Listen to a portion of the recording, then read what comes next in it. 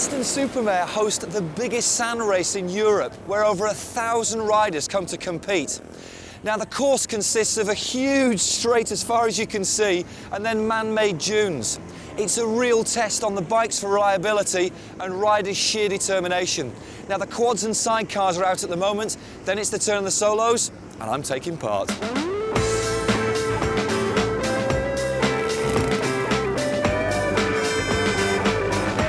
Now, what actually happens at this event, Phil? It's the end of season bash for the motorcycle off-road vicinity, and we just run 3-hour enduro on the beach at the end of the season to totally destroy the bikes. As simple as that.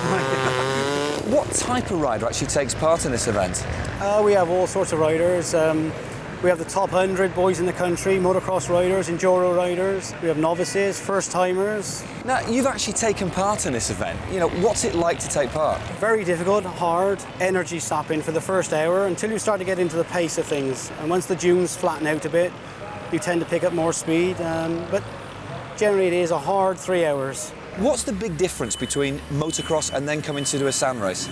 The sand race, especially here at Weston-super-Mare, is mainly an endurance race. It's a 3-hour endurance race. People will get problems with fatigue, bike failure, mechanical failure, all that type of problems will arise in a race like this. 800 solos or more, approximately. It's just vast. The race is vast. Is there anything riding on sand as a technique which is different than, say, motocrossing? The hardest thing is sand is keeping the bike going in a straight line. It automatically wants to turn to the left or the right. So you tend to sit further back on the bike and try and keep the front wheel fairly light on the sand. The technique with sand is, it doesn't matter where you are in the circuit, don't back the throttle off.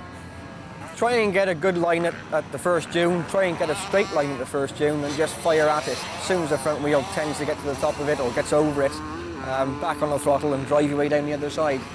So the secret for me then is just sit back a little bit, and as you come to the dunes, just plan your position and get away from, well, I say away from everybody as much as possible. That's it. As soon as a gap opens up, there'll be like a dozen people going for that gap anyway. You just got to hope that you're in front of the dozen.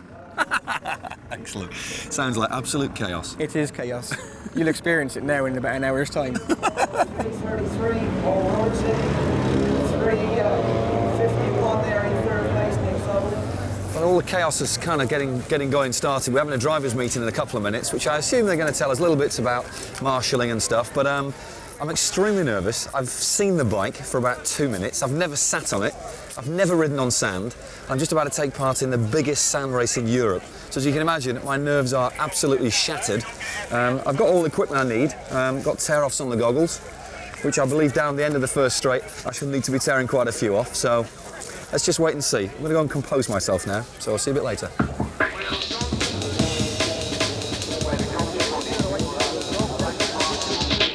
Jason, out of these 800 riders, is it just me that's nervous?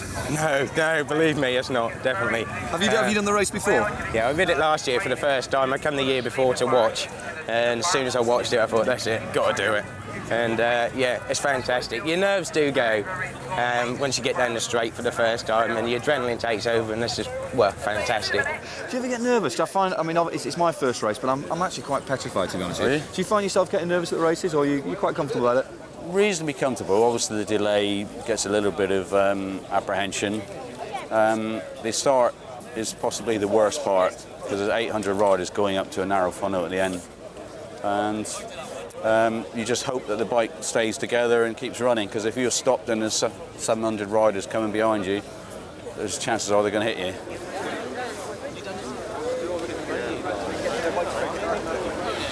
Well, we're right at the front of the queue now. The nerves are getting absolutely shattered, completely shattered. I'm not even sure where the bike is at the moment. I'm relying on Wayne here to go and find my bike for me. There's about 1,000 bikes just waiting in here, so it's going to be quite an experience.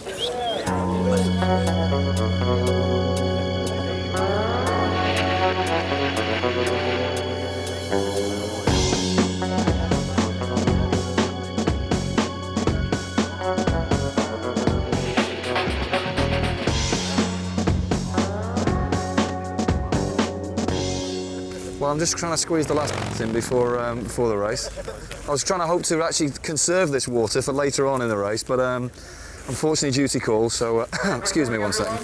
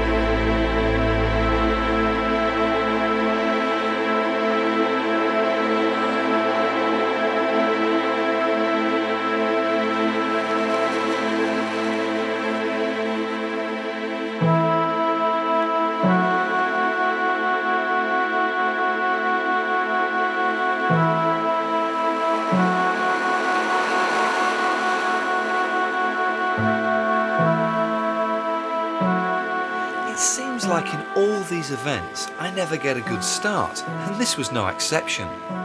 I put it down to mechanical failure, but it turned out to be to my advantage. As I head off down the main straight, I feel like Billy No Mates. People warned me of the hazard at the first dune, but nothing could have prepared me for the chaos. The mayhem as the other riders struggled to get through the gridlock. Guys were getting plastered in sand, but were relentless in their determination to get over any obstacle.